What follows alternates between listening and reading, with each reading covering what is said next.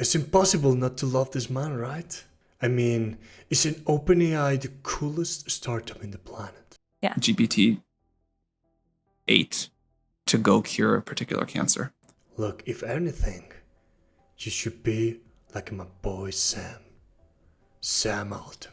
I will disclose just as like a personal bias that I hate ads.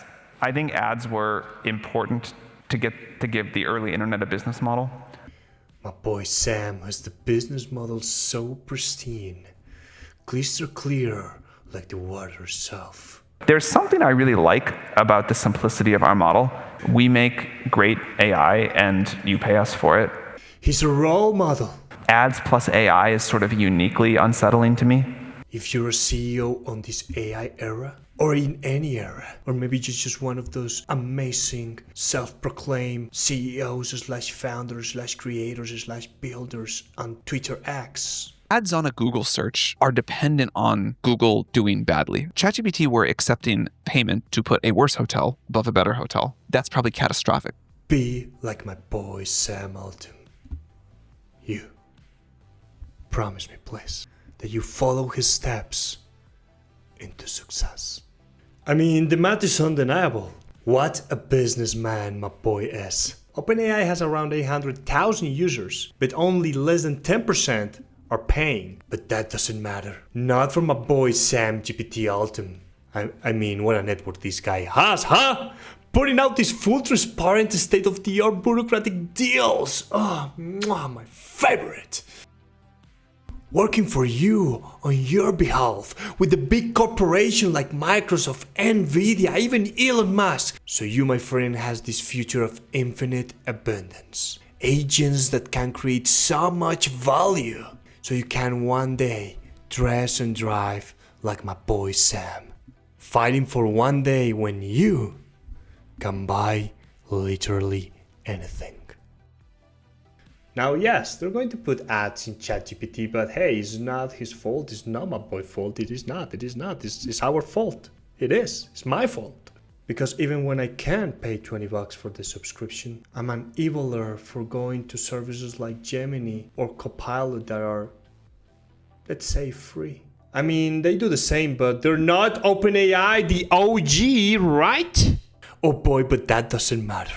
Just take a look how my boy, Sam GPT Altman, handled this type of losers, saying, you're not profitable.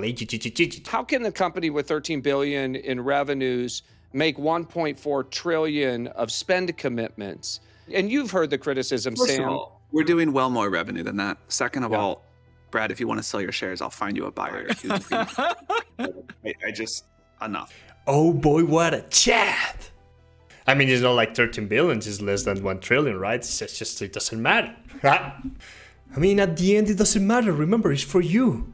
He just wants to solve it all. The housing crisis, cancer, poverty, climate change, mental health, democracy, universal basic income, cure a bunch of diseases, this cancer and that one, and heart disease. I mean, my boy Sam is a boss for making valuation going up. Take a look.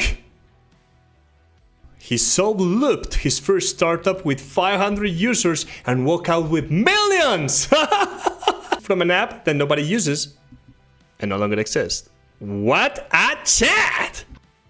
Then he became president of Y Combinator. And from there, he founded his non-profit company. Guess it.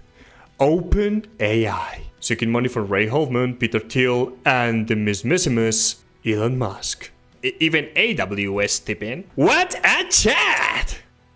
My boy Sam owned a big part of Reddit shares and made the deal between the two companies to scrap the hell out of Reddit. But hold on, there is more. He has investment in infrastructure companies, energy companies, mining companies that, guess what? They will profit from when OpenAI needs to scale. What a freaking chat!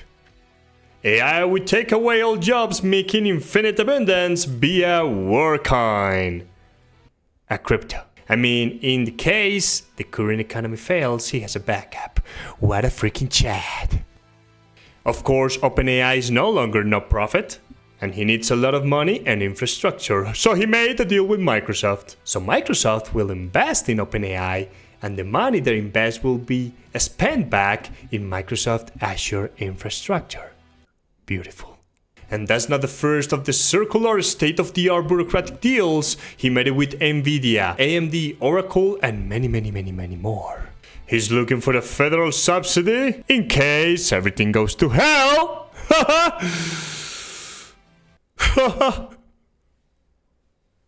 Right? Is where does security fall in this 126 roadmap? And broadly, how do you think about some of these issues? Security broadly or biosecurity specifically? Either, preferably biosecurity. There are many ways AI can go wrong in 2026. Certainly one of them that we are quite nervous about is bio. The models are quite good at bio, and right now most of our, and by like our, not just OpenAI's, the world strategy is to try to restrict who gets access to them and, you know, put a bunch of classifiers to not help people make novel pathogens. AI is going to be a real problem for bioterrorism. AI is going to be a real problem for cybersecurity.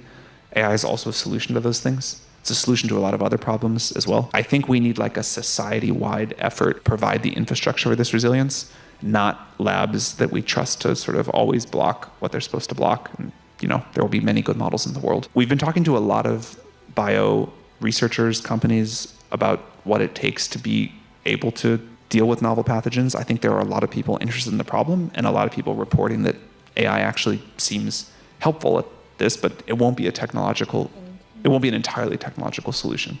You will need the world to think about these things differently than we have been. So I am very nervous about where things are, but I don't see a path other than the sort of resilience-based approach, and it does seem like AI can really help us do that fast. If something goes really wrong, like visibly really wrong for AI this year, I think bio would be a reasonable bet for what that could be. And then as we get into next year and the following year, you can imagine lots of other things going really wrong too.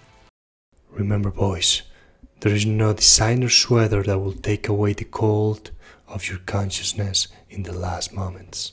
There is no 3 million koei sack that can buck back your integrity, and there is nothing more valuable than the peace of mind to sleep soundly every night.